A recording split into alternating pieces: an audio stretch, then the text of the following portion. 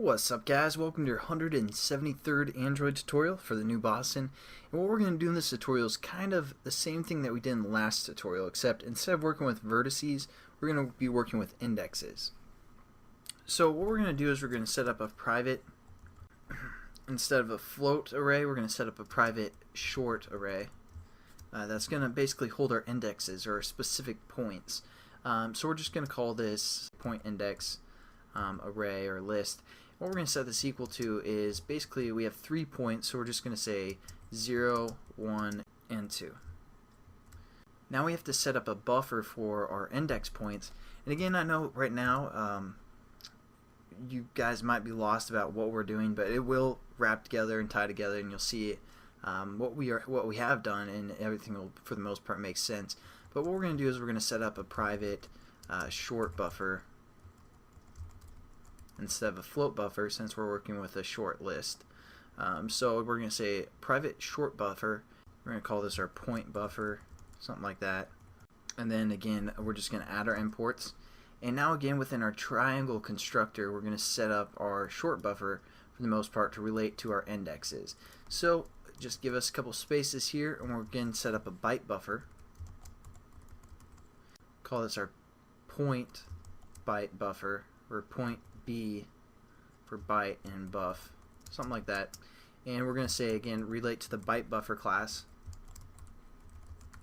And we just gotta, tell the buffer how much, how big the capacity needs to be, what it can handle, how many bytes we're working with. And when we're working with shorts, a short is 2 bytes. So as a float was 4 bytes, all we're going to do is relate to our list of our index list, get the length of that, and then times it by 2. So it's pretty much the same concept. We're just going to say p index dot length times that by 2 for 2 bytes per short. And then we're going to again say our point buffer, or we're going to say our point byte buffer, set it to native order, again just by referring to the byte order and saying dot native order. And again, all this line is doing, we're going to be calling a GL pointer function on these buffers, and in order to do that, we need to say it needs to be in native order. So basically the garbage collector won't be able to access this or move it or dump it. So that's what we need to set up this native order code, and that's all that's doing is relating to, again, the byte buffer that we set up.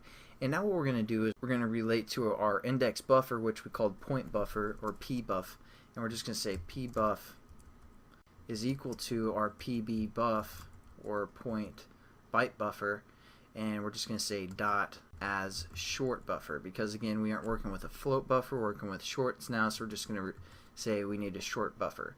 And there we go. Now what we're going to do is, again, we're just going to say we're going to relate to our short buffer, and called pbuff, and all we're going to do is say dot put, and then we have to tell it what we want to put in there, and we're going to relate to our point index list. And then all we're going to say is move the position to 0 as well, and that's pretty much it. And we're going to do one more thing kind of like this for our textures, relating textures to a triangle, something like that. But we'll get to that in, again, probably a few tutorials, so you guys actually can see what these are doing when we get into the code, and then we'll come back and maybe do like a texture one if we have time, and then you guys can, the next time we go through this type of thing, you'll understand everything that's going on, why we set up these buffers and all that good stuff. But again, as for now, that's pretty much all we're going to do in this tutorial.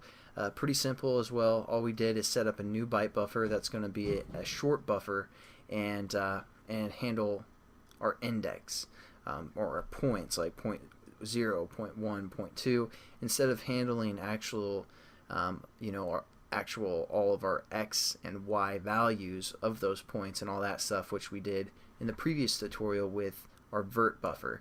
And I'll show you guys how we're going to use these as we go through this OpenGL series.